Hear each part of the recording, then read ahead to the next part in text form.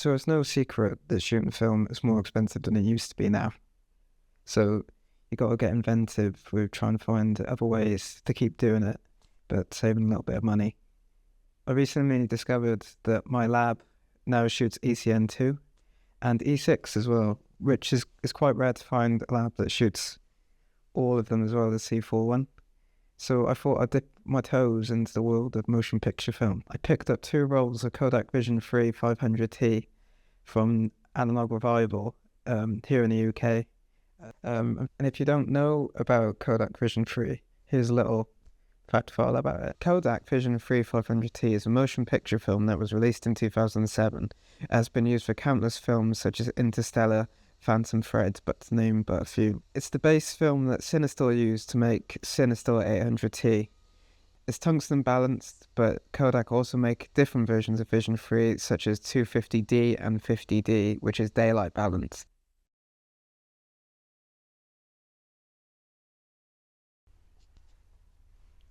So it's cinematic, right?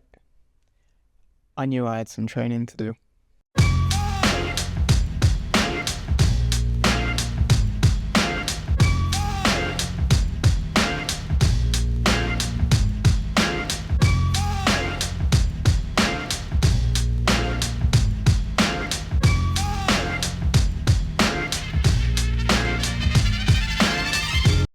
So the camera I'm using today is this. The Canon A1 with a 50mm 1.4 lens and also a 2x teleconverter so we can get a 100mm focal length. So for the first location, I took it to a spot that I knew I could get to on the way home from work. In my head, I had images of Edward Hopper, but reality had different ideas. By the time I got there, they just locked up. They literally just locked up just as I got there. So I just walked up and down the promenade. It was still nice light, and there's still some nice things to take photos of, but it was a little bit of a disappointment.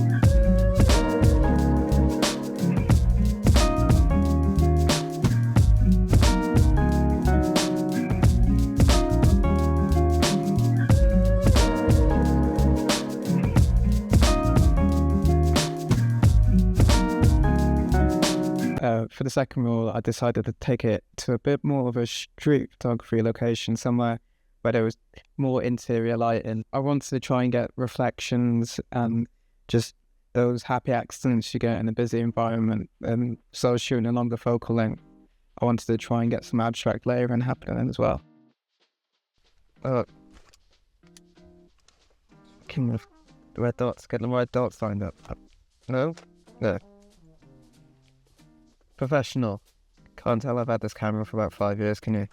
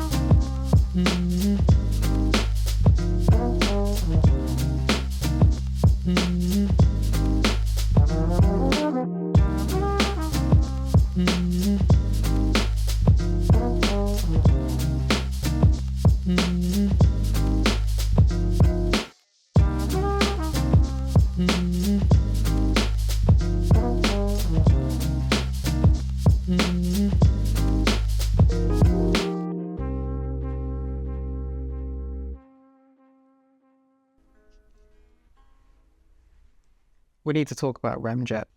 So part of the process of developing this film is that you have to remove the REMJet layer. This was done by my lab when I got the film. But when I got the film back, there was a little bit of residue on the negatives. I think it's just easily done.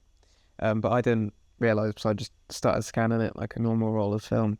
And then after I started converting my negatives to Negative Lab Pro, I started to notice these streaks and stuff on the frames. So at first I thought, oh, it was done for, but then I sort of thought about it and I thought I can probably wash this off myself. So what I did, I hung them up and I used lens wipes to wipe them down. The reason why I use lens wipes is because they're alcohol based, so they evaporate, as opposed to just rinsing it under the tap and then you run the risk of getting watermarks then. So I've gone from having REMJet marks to watermarks. I think this is an extra step, which is probably something to consider if you're going to be shooting something like this, because there's an extra layer in the development process, so there's extra steps. But also, to be clear, when it comes to wiping down your film, the residue off your film, do it after it's all been developed and stuff, because then there won't be any chemical reactions or whatever. So just don't go rubbing up your film when you've just finished shooting it or whatever before you develop it. Just don't do that. My final thoughts on this film, I really liked shooting it.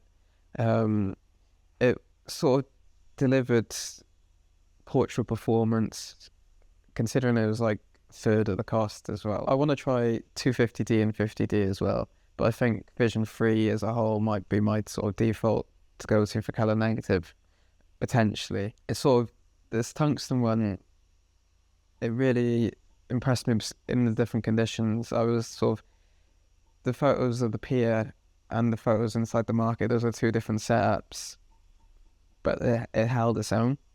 And it's there's nice grain in there. It wasn't too overpowering. I think it adds to the painterly. You can get a painterly effect quite nicely, and that's sort of a look I really like. I've shot a lot of Cinestill in the past, and that's a lot more contrasty, and I do like that look. I think particularly lower lights settings and sort of interiors, that can work quite well. You get that the moodiness coming through, but because this is developed ECM2, it's naturally flatter. Obviously, because when you're making films, you color grade, and having a flat starting point's not easier to work with. So it's just nice to have that option, as opposed to some other like film stocks where it's sort of embedded in, you have to go one way or another. Don't forget to like and subscribe if you enjoyed the video.